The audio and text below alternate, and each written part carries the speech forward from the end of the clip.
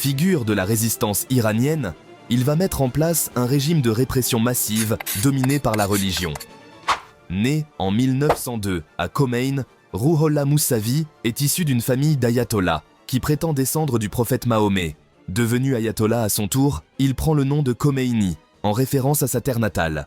Très vite, il devient un opposant farouche au régime du Shah d'Iran, l'empereur qui a modernisé le pays tout en y instaurant la laïcité.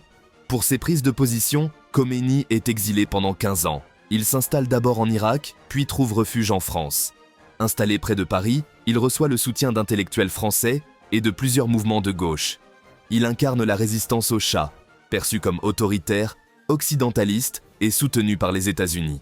En février 1979, l'empereur est renversé à la suite d'une révolution. Khomeini rentre triomphalement à Téhéran, accueilli par des foules immenses. C'est la révolution islamique. Mais très vite, le ton change. Les opposants de gauche sont éliminés, les femmes perdent des droits acquis, la liberté d'expression est réduite à néant. En quelques mois, l'Iran devient une république islamique. Khomeini obtient le titre de « guide de la révolution » et se voit doté de tous les pouvoirs.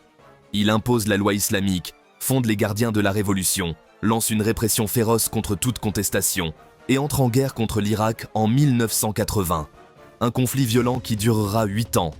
Il lance régulièrement des fatwas contre des écrivains, accordant une récompense aux fidèles qui agiront au nom de Mahomet.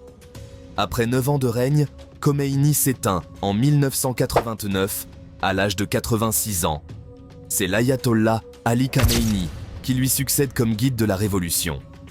Autrefois célébré comme un symbole de liberté, Khomeini devient l'architecte d'un régime religieux autoritaire qui façonne encore aujourd'hui la politique iranienne.